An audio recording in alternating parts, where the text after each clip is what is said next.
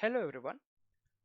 One question that remains in everyone's mind is why machine learning became so popular after 2012. What was the tipping point that the machine learning boom started out? One of the main reasons why machine learning became so popular is because of the increase in the computation power. Currently, CPUs have gone above the 4 GHz benchmark and each CPU has multiple cores. But even this computation power is not sufficient for most machine learning tasks. The graphics processing units or graphics cards provided a much better computational resource than what is provided by the CPUs. These graphics processing units have around more than 1000 cores. Like the latest graphics cards have more than 4000 cores. Each of these cores is not superior to the CPUs. Your CPUs have a very complex core and can do a lot more tasks than the cores inside the graphics processing units can. But these processing units can do simplistic tasks, and by doing those tasks in parallel with all the different cores, your GPU can achieve a much higher computational throughput than what is possible with your CPUs. So these graphics cards, which are actually meant for gaming purposes, were configured by machine learning data scientists to be used for the machine learning tasks. How was it possible? In gaming, we apply matrix related operations to generate many of the tasks. So, your graphics cards are optimized to do matrix multiplication or matrix related operations like convolution and so on. So, your graphics cards already had the capability to do these matrix multiplications and other tasks in parallel. If you notice, in your deep learning models also, the tasks which take the most computation time are the matrix related operations.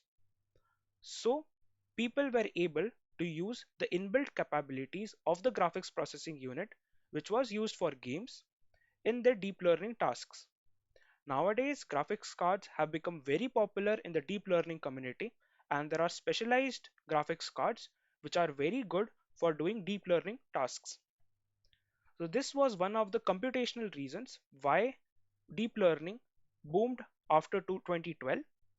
The other reasons were theoretical. It was a long time ago that some of the popular existing algorithms had already been proposed. The convolution architecture was already produced in the 1990s, but people did not have the computational resources to try out very complex architectures.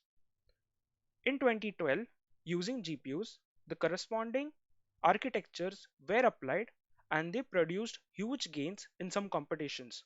This started the machine learning boom, which brought a lot of fund to the deep learning community, and that spurred up a lot of innovation in this field. This is a quick understanding of how you can parallelize matrix multiplication.